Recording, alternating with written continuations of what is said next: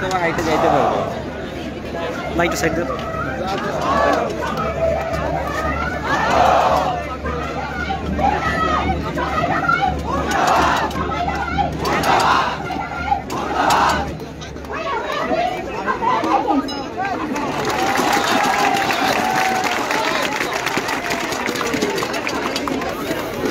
আমরা উন্নত ভাই বোনেরা আমরা জানি আজকে ঢাকা এবং জানিয়ে এমন অবস্থা, তেমনি খুলনা অবস্থানগত ঢাকা বিশ্ববিদ্যালয়ের বাতিল তার হৃদয় রক্তক্ষরণ সেই আজকে সে আমাদের সাথে যোগ দিয়েছেন।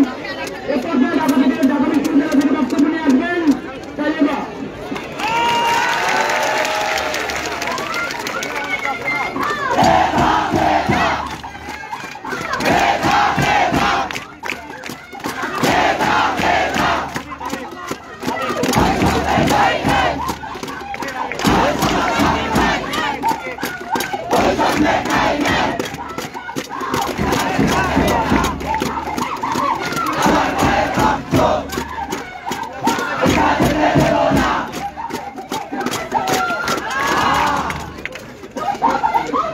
আচ্ছা, যারা যারা লাইভটা দেখতেছি সবাইকে অনুরোধ করবো লাইভ ভিডিওটা শেয়ার করে দেওয়ার জন্য।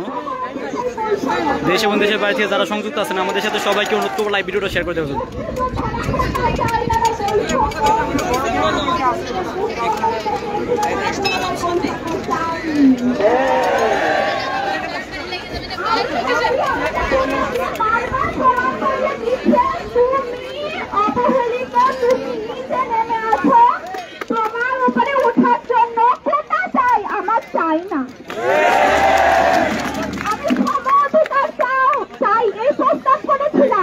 এটা সম অধিকার।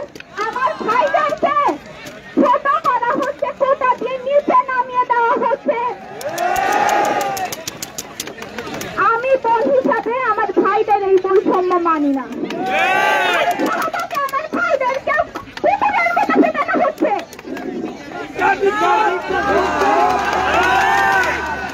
একটা কুকুরকে ছাড় দেওয়া হয়নি।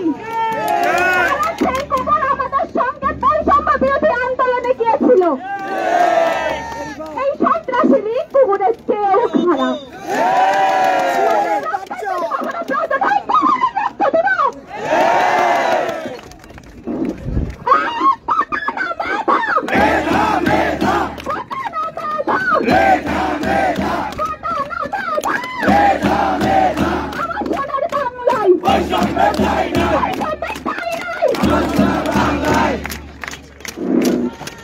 আজকে আমরা সবাই এখানে এসেছি আমাদের কোনো ব্যক্তিগত স্বার্থ নেই।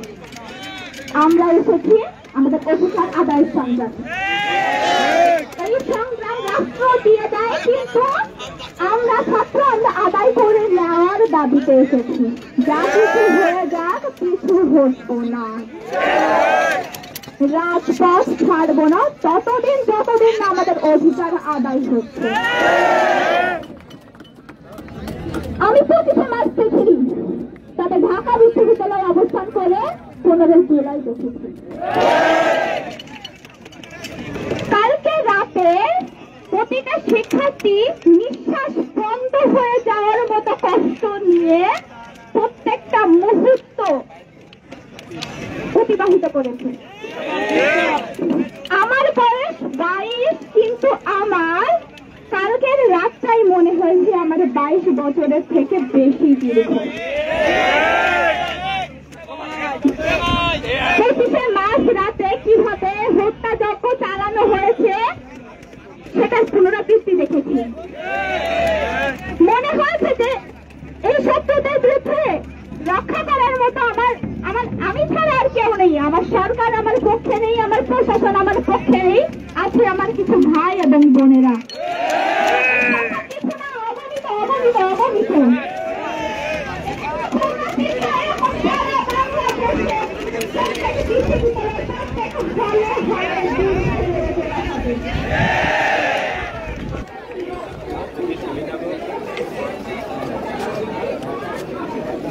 আচ্ছা, আমাদের খুলনা বিশ্ববিদ্যালয় সহ মানে খুলনা যত শিক্ষা প্রতিষ্ঠান আছে সকল শিক্ষা প্রতিষ্ঠানের শিক্ষার্থীরা আমাদের মাঝে আজকে অবস্থান করতেছে খুলনার 0 পয়েন্টে। তো মোটামুটি কয়েক হাজার শিক্ষার্থী একটু জমায়েত হয়ে গেছে এখানে। অনেকের তার বক্তব্য দিতেছে, আমরা চেষ্টা করতেছি সেটাই লাইভে দেখানোর জন্য আপনাদেরকে।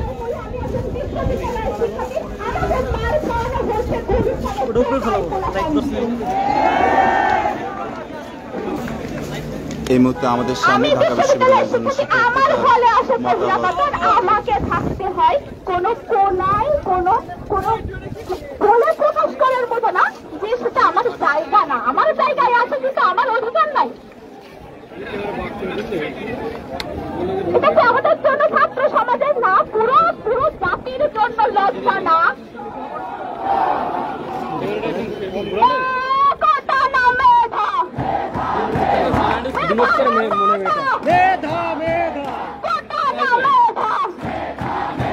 আমার সোনার বাংলায় কোথায় আছে? আমার সোনার বাংলায় বৈষম্যের ঠাঁই নাই। আমার ভাইয়ের রক্ত বিভাগ দেব না, রক্তের প্রতিটা ফোটার প্রতিশোধ নিব। এই প্রতিদায় আমি মূলত হল ছেড়ে দিয়েছি, কারণ হলে থাকার বর্তমান পরিস্থিতি নাই। মেয়েরা হল থেকে আস্তে আস্তে চলে আসছে, তো বাসা যাওয়ার পথে এখানে অবরুদ্ধ হয়েছে। তখন আমার মনে হয়েছে বাঘের বাচ্চারা অবরুদ্ধ করেছে, বাঘের বাচ্চা। আমরা কিছু করতে শিখি, আক্রমণে ফেলে সামনে এগিয়ে যেতে শিখেছি। খুলনা বিশ্ববিদ্যালয় আজকে আমাকে এখানে এসে সেটাই মনে করিয়ে দেয় এবং বারবার আশা করি আমরা আমাদের রক্তের সম্পর্কে কেউ না হতে পারি, কিন্তু আমরা বিশ্ববিদ্যালয়ের ছাত্রছাত্রী, আমরা বিভিন্ন স্কুল কলেজের শিক্ষার্থী, সেই হিসেবে আমরা কারোর গায়ে আঘাত করা মানে আমাদেরই আঘাত করা, আমার গায়েই লাগা। কালে যে বোন আহত হয়েছে মনে হয়েছে সেটা এই আঘাত যদি আমার গায়ে আসতো, এই আঘাত যদি আপনার বোনের গায়ে আসতো, এই আঘাত যদি আপনার গায়ে আসতো, দেখা পেতেন না। তারা আন্দোলন করছে কাদের জন্য? আমাদের জন্য, আমার জন্য। এটা মাথায় রাখতে হবে। আচ্ছা, যাই হোক, সর্বশেষ একটাই আমাদের স্লোগান হবে, আমার সোনার বাংলায় বৈষম্যের ঠাঁই নাই। আমার ভাইয়ের রক্ত রাজপথ ছাড়বো, বৈষম্য শেষ দেখে ছাড়বো। মেধা না কোটা, কোটা না মেধা, আমার সোনার বাংলায়। ধন্যবাদ সবাইকে। এই ভাইয়া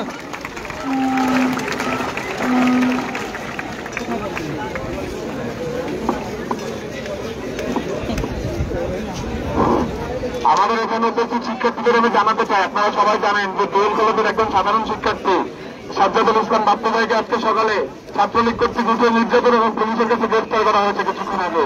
আমরা তীব্র প্রতিবাদ জানাই। আমরা শেষ থেকে ছাড়বো ইনশাল্লাহ। আমাদের পরবর্তী কর্মসূচি কি হবে, গ্রেফতারের প্রতিবাদ আমরা ইতিমধ্যে একটু করে জানিয়ে দেবো। তার আগে আমরা আমাদের সকল বিশ্ববিদ্যালয় থেকে যত স্টুডেন্ট এসেছে সকল প্রতিনিধিদের কাছ থেকে আমরা তাদের মনের মতামতগুলো শুনবো, মনের দাবিগুলো শুনবো। আন্দোলনত সহপাঠী ভাই বোনেরা, আমরা দেখছি যখনই হয়েছে ততবারই স্বাধীনতা সংগ্রাম থেকে রাজা আন্দোলন হোক না সেখানে বৈষম্যের বিরোধী আন্দোলন, তখনই হয়েছে সফল। এ পর্যায়ে বক্তব্য নিয়ে আসবেন খুলনা মহিলা কলেজের থেকে আগত জৈব ডিপার্টমেন্টের রাজিয়া খান।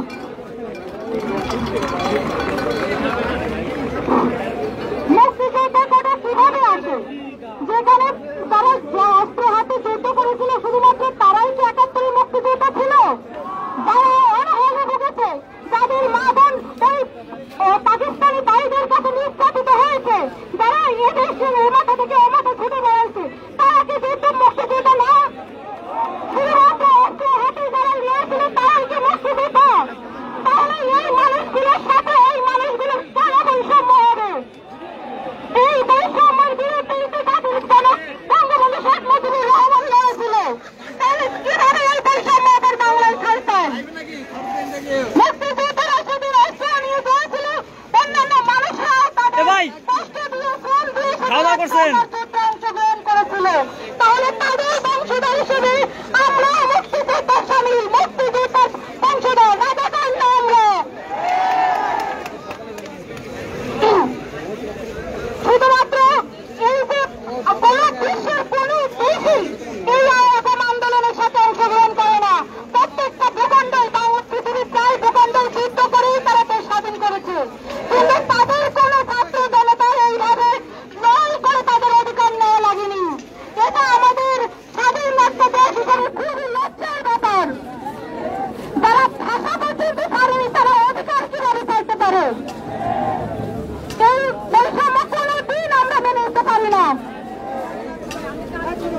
1971 সালে ছাত্রলীগ গঠিত হয়েছিল অন্যায়ের বিরুদ্ধে লড়ার জন্য। আজ সেই সমস্ত মানুষ তার বনবন আয়োজন করে দামে পড়ে এসে বন্ধের উপর অত্যাচার চালায়। এইগুলো আমরা কখনোই মেনে নেব না। বাড়ি ফিরে গেলে ওই বনেতে তার পানিয়া রাইবেন। তো এই বৈষম্য রক্ত যখন ঝরেছে তখন আমরা বিজয় অর্জন না করা পর্যন্ত এই রাজপথ ছাড়ব না। কোটা নামে না, কোটা নামে না। ধন্যবাদ। সকলে দৃষ্টি আকর্ষণ করছি, তারা বক্তব্য দিবেন, চেষ্টা করবেন একটু সংক্ষেপে দেওয়ার জন্য। এ পর্যায়ে আমাদের শিক্ষার্থী আমাদের রক্ত দেওয়া এরই প্রমাণস্বরূপ খুলনার সকল ইনস্টিটিউট থেকে আগত শিক্ষার্থী রয়েছেন, সকলের প্রতি খুলনা বিশ্ববিদ্যালয়ের পক্ষ থেকে কৃতজ্ঞতা ধন্যবাদ জানাচ্ছি।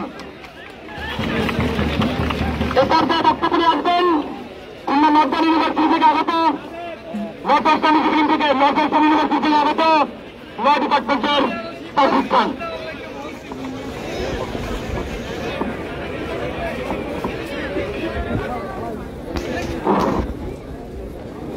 গতকালকে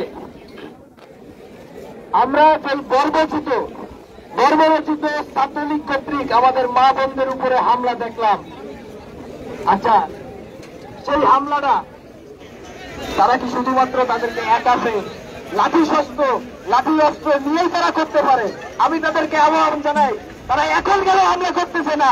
এই এত মানুষ যখন আছে এর মধ্যে কেন হামলা তারা করতেছে না? নাকি তারা 2-3 জন দুর্বলের উপরেই শুধু তারা হামলা করতে পারে? আমরা 1971 সালের বর্বরতা দেখি নাই, কিন্তু কিভাবে বিদ্যুৎ বন্ধ করে দিয়ে, কিভাবে নেটওয়ার্ক বন্ধ করে দিয়ে, ইন্টারনেট বন্ধ করে দিয়ে মানুষজনকে অবরুদ্ধ করে পিটানো হচ্ছে, হত্যা করা হচ্ছে। না জানে কারা কারা মারা গেছে তার হয়তো বা খবরও নেই। সম্প্রতি কয়েকদিন আগে একটা নিয়োগ বিজ্ঞপ্তি দেখলাম, বাংলাদেশ রেলওয়েতে 23 জন নিয়োগ নেবে, তার মধ্যে 19 জন কোটা প্রাপ্ত। তাহলে কি অন্যজন নাকি ভাড়াটিয়া? আমরা বেরোর সময় করছ না, গেট থেকে যখন বেরোছে তখন করছ না ভিডিও। আমরা 1971 সালে আমাদের ভাবতো তারা কেন যুদ্ধ করেছিলেন, যাতে স্বাধীন ওই ভিডিও বাংলাদেশ হয়, সেখানে কারোর মধ্যে কোনো ভেদাভেদ থাকবে না। তো আপনারা যদি সেই ভেদাভেদ আবার ফিরাই নিয়ে আসতে চান। আচ্ছা, আমাদের লাইভটা আজকে এই পর্যন্তই। আজকে আর হয়তো বা লাইভ হবে না আমাদের, ইনশাআল্লাহ পরবর্তী দিনগুলোতে আমরা চেষ্টা করবো আবার লাইভে আপনার সাথে যুক্ত হওয়ার জন্য। সে পর্যন্ত সুস্থ থাকবেন, ভালো থাকবেন, আল্লাহ হাফেজ।